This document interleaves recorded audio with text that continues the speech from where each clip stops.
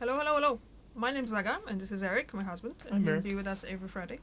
And he probably was here a week ago, and a week before that. And today we're watching how Americans are tricked into buying fake food by CNBC. There is no fake food. Food is food. Well, we're gonna learn something new now then. Yes. Okay, let's see then. Well, Yes. before we start, my opinion on food, Yeah. what it's supposed to be, nutrients and vitamins, minerals. Not a hamburger, not pizza. It's supposed to be, that's what food's supposed to be. That's what food's supposed to bring you. Yeah, but that's what food That's is. not what food is. I believe so. Okay. Then Okay, oh, let's wait. watch this. We can have conversation after that. Okay. Maybe you're gonna change your mind about what food is. Let's see what fake food is. Okay, let's see. So you think this is olive oil, right? Wrong. Well, maybe some of it is, but this is actually a classic example of food fraud. Extra virgin olive oils are being switched out with cheap ones. And fraudulent to sell something labeled as something else. Why is this fish being mislabeled? Your Parmesan cheese products do not contain any Parmesan cheese. There was no one brand that stood out as completely safe. Wow, so we can't eat anything. I guarantee you, any time a product can be passed off as something more expensive, it will be. It's that simple. Counterfeits, dilution, substitution, and mislabeling. Food fraud not only harms consumers' wallets, it puts their health and safety at risk. Was that $5.49 and changed it to $5.99? Yeah. And it was red, so it was like looking like much of what fraud sale. Yeah. is hidden from us and has been for centuries. Some estimates say food fraud affects at least 1% of the global food industry, at a cost as high as $40 billion a year. 1%? according to the Food and That's Drug very low, in my Administration. opinion. Grocery manufacturers of America estimated that 10% of the commercially available food in the United States is adulterated. That's a 1 in 10. It means if you're not on that 8-item or less checkout line, you've got something in your cart when you leave the supermarket that's probably bogus. Here's how I think and the same why thing is in fake Europe. food sits secretly in our kitchen cabinets. According to the fake FDA, jars. food fraud is considered economically motivated adulteration, or EMA. It's a monetary impact to the consumer and to the food manufacturers, but it's also a potential public safety, public health impact. It robs us of nutrients and can kill people and has done. Larry Olmsted researched food Never fraud heard about for that book, years and published his book, Real Food, Fake Food, in 2016. As I worked on this book, my definition of fake food became anytime what you buy is not what you think you're buying. It doesn't really matter whether it's legal or illegal. It's where you're being tricked. You're buying something that's not what you think it is. The worst offenders can include seafood, meat, dairy, honey, alcohol, spices. The fraud happens more with more expensive foods. Totally makes sense, right? There's a higher margin. Take your extra virgin olive oil as an example. Fraud usually occurs here when a cheaper oil is added to the more expensive oil, and the label still reads 100% extra virgin olive oil. That's food fraud. Olive oil has been adulterated for thousands of years because it is of high value and it is sought out. They might flavor it with beta carotene and maybe color it with a little chlorophyll to make it a little more green. And so then you've got a lower quality, cheaper oil. So both of these olive oils I got at the grocery store, and both of them are the store brand, but one cost way more than the other. This one had a label of 100% Mediterranean blend of extra virgin olive oil. So the olives were sourced from a bunch of different European countries, and it said it was packed in Italy, and there was no expiration date. And when I purchased this one was a 100% California extra virgin olive oil. First pressed, cold pressed, unfiltered, no artificial colors, preservatives, or flavors. And this one had an expiration date. It said that these olives were harvested in October, November 2022, and that it would be good on your shelf until August 2024. And it was much more expensive. Roughly twice as much as this olive oil. And this one had way more information about where this olive oil came from. Now let's look at the spice market as another one that's vulnerable to fraud. Think of an expensive spice, like saffron. This tiny amount cost me $20 at the store. Saffron? What is it used for? Saffron can be bulk You use for? some other material like plant stems It's and sold as the same, according to the FDA. for like it's spices like other spices and stuff like that. It gives the flavor, it gives the color and stuff like that. But it's really expensive because it's grown from those flowers, and saffron is just literally, you know, like those kind of little And then there's fish. things that are coming out with flower. It's not petals, it's the small little things Oh, that yeah, the what you call it? What are you talking For about? a more expensive species. After all, it's kind of hard to know what fish you're buying, right? If you're an experienced chef or fishmonger, you can look at like a red snapper fillet and tell whether it's red snapper, but 99% of consumers can't. You know, most of the fish we eat is white fish. Every fillet looks pretty much the same, which is I why wouldn't there's know so the much difference. substitution. Salmon The and cod. FDA is mandated by law to Yeah, inspect but salmon can be 2% of another the like a red fish, seafood, like trout is kind of which is, reddish, I think, a reddish very, as well, very I think. low bar. In So- fact, the U.S. imports as much as 85% of its fish. Federal fisheries enforcement is serious business. Agents from NOAA and U.S. Customs tear No. open a container filled with frozen fish from Thailand. Oh. They're looking for fraud. First, it's important to understand the matrix that food fraud lives in. There's intentional and unintentional types of food risk. Unintentional risks include food safety and quality, like accidental foodborne illnesses. CDC estimates about 50 million people a year contract a foodborne illness. Only 20%, 1 in 5 of those, can be identified. So there's 40 million people a year getting sick from something they ate that we don't know what it is, and a good guess would be that fraud has something to do with that. Then there's intentional. That's where food fraud is alongside Kinda like when food you- defense. You go to a burger The place difference here, is you get fraud is 100% Irish motivated beef. by economic But if you go to the gain, cheaper and place, defense is motivated by but harm. rat burgers, If you have a ton of coffee, it's not actually you can rat, that's what I turn just that call it, into 'cause it's 1.2 cheap tons beef. by adding some Tastes cheap different. filler to it. Yeah, but it's cheap beef as well. It's Yeah. depending. It's a lot cheaper. And yeah, because a it's lot of these probably products it could be pass through beef a as lot of well, hands but it's to just get from probably small grown in growers those like those to farms that they big don't move trucks and they're just to being fed tankers to really boats shitty to food, processing Yeah. plants. and that's why it's not thing because basically necessarily what the those company animals that's selling eat coffee that's depend really like wrong. the flavor of the meat depends on what those animals do Even and the eat as FDA well. says it can't So- estimate how often this fraud happens or its economic impact. I still prefer the cheap Over stuff over the the last 10 100%. years, the most Just common cheaper. fraud committed is lying about an animal's origin and dilution or substitution, both ranking at 16% of incidents recorded. Dilution and substitution are exactly what they sound like. Perhaps somewhere along the supply chain, the real expensive process of refining something like fresh olives is ignored. Maybe a little canola oil is added instead. Then there's the removal of value, when an ingredient or part of a food is intentionally left out, taken out, or substituted altogether. And that substitute can be a non-food substance. That's the 14% of the recorded food fraud Non-food incidents substance? using non-food substances. The pandemic has given us a chance to focus on supply chains and forced us to.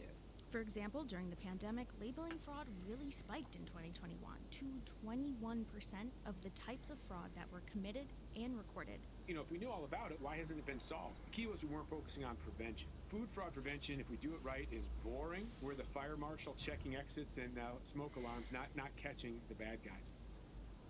The U.S. has laws in place to ensure food safety. That's part of what the FDA does today. Basically, all food fraud, all product fraud is illegal under one law or another. Wait. Before the FDA existed, FDA stands for Food and Drug Administration? Yes. Why I always had in my head that was Firearms and Drugs Administration? No, that's oh my god. People in Waco. Okay. Oh, yeah. Hold on a second. Firearms. Tobacco. There's another one? ATF. ATF. Yes. So F stands for firearms. Yes. So what's Tobacco, the A? firearms. What's the Alcohol. A? Alcohol, tobacco, and firearms? Yes. I just don't see the logic in it. It's like There's a Wendy's food, and a food KFC. and drugs together, and then you have alcohol, tobacco, and firearms instead of alcohol, tobacco, and drugs, food. Yeah. I don't. Okay. I don't know. I always was thinking that the FDA is for the firearms and drugs for some reason. I don't know. Okay. manufacturing consumers could add basically whatever they wanted into the food. Think of Upton Sinclair's The Jungle. That book was published in 1906. That same year, food safety regulation began with the Meat Inspection Act and the Pure Food and Drugs Act, which outlawed adulterated and misbranded food items. To protect consumers, This ultimately led to the creation of the FDA. the Food and Drug Administration and the Since then, laws have hit the books to further food safety protocols, like the Food Safety Modernization Act signed into law. in Okay, sorry, I have to stop again because I have another question. So what's the a USDA? I thought that was food as well. Is it food as well, USDA? I think it's the United States Drug Administration. No, it's the Canyon group always brings that up, so that must be something with food too. Yeah. Okay. I don't know. I have to open fireworks and Question for Google. Firefox. Horse meat hit. The fraud was on a grand scale. Horse meat was blended into beef in the UK, across Make sure Europe. there's no poop in your meat. Sold to unsuspecting supermarkets for No, a no, no. billion This is something that these ones and stuff like that saying there's a percentage that it can be. Yeah. There's a movie under Bruce Willis. Just cook the meat. 12. The scandal was And that was great wake-up call. Yeah, I remember Some that. companies purposely mislead on labels. Prosecuting the fraudsters committing the crime can be tricky. After all, they're purposely trying to avoid that detection. But criminals are caught. Like in 2016. Product labeled Market Pantry 100% Parmesan contained cheaper Swiss and cheddar cheese and an organic filler called cellulose, which can be derived from wood pulp.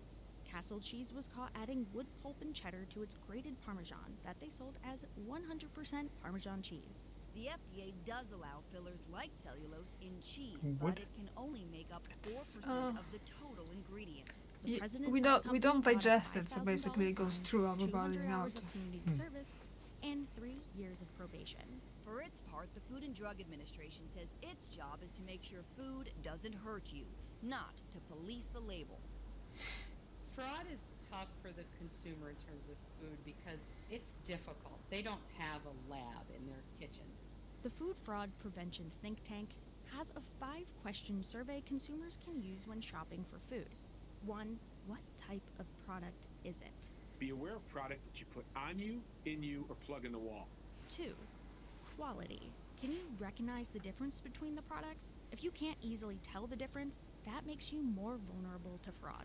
If I drink scotch, I couldn't tell you if it's a difference between a $50 bottle and a $5,000 bottle. So I know I could be deceived at that point. 3. Supplier. Do you know the retailer or the supplier? And do you trust them? So when you turn that box of cereal or bottle of juice over and read back, there's a lot of information there that's required by law that's helpful to the consumer. And then question 4. Are you buying this item online? The supply chain can be shrouded in more mystery when shopping online. So how did you find out about this website? Is it reputable? But it depends on how you find that supplier. And finally 5. Complain. Okay, it's not a question, but the Food Fraud Prevention Think Tank says if the retailer is legit, they will want to know. I think manufacturers can be the victims as well. The FDA also relies on consumers' reports. In recent decades, fraudsters have gotten more sophisticated in the techniques they use to fake the food products. And that means that our detection methods and our test methods and standards have to be better at detecting fraud. That's why the U.S. Pharmacopoeia Convention provides a framework for organizations to detect its vulnerabilities. We have food fraud mitigation guidance, so it is a supply chain risk management tool to really take a look at which ones are the more risky products suspected to be adulterated. Sometimes it feels like this is not that big of a deal, but the more fraudsters are able to achieve, the more we end up paying in the end as consumers. These cases rarely result in criminal penalties. If you wanted to be like a drug dealer and import heroin and you get arrested on a large scale, you're going to go to jail. But if you can make $80 million importing adulterated honey, and then you're going to get a slap on the wrist and some fines, why wouldn't you do food instead of drugs if there's no basically criminal downside to it? So as long as we don't take it seriously, why should the perpetrators take it seriously? What we want is the food industry just to be focused on Come on, making try to food think now. and not have Yeah, to worry about making me thirsty. shoulder, checking different suppliers, and that's going to impact more food being produced, better food, safer food, less expensive food. There's plenty of things for us to worry about in the world today, and food fraud should not be one of those. That was interesting. It was. It was different thing that I was thinking it would be. It wasn't what I was thinking it would be. I thought literally was thinking about that, like fake food, as in literally fake foods. Like almond milk and soy cheese. Well, it's not really fake, but it's not milk. Yeah, it's not really cheese. It's made from What soy. cheese? Oh, soy cheese, yeah. Yeah. Well, you can't call them here like that. No. That's why you don't find the all those drinks like the almond and soy and the thing. They are not called milks in the stores here because you can't do it because they aren't. The same with the stuff like that. They're not called cheese. It's just like spreadable or something like that, or whatever cheese. Cheese flavor. Or cheese substitute or something like that. Yeah, but it's different in America then. They're all Oh yeah. they're, You got fillers, 90% filler, Yeah. 10% beef. I remember when you moved here, you hated beef here. It didn't taste good at all. I need those fillers because I'm used to the. Yeah, but that was in the beginning. Then you got used to it. Yeah. And when we went to the States first time, we didn't like the freaking beef there. When we go the first time in the States after living here, 5 years. Yeah. Yeah, 5 years without Taco Bell. I go back to Taco Bell after 5 years. Didn't like it. Yeah, I have to find that clip. It's horrible. I seriously, I should find that clip and just edit it in. There's a Taco Bell in the UK. There is. I gotta try that. Yeah, we can fly there for a weekend or something. Sure. Be like Ted. Yeah. Fly to One the day UK for the weekend. Get Taco Bell, come back. So, what you think about it? It was interesting. Yeah. I learned something. The fillers thing, the cellulose. That you put and all wood and cheese. Yeah.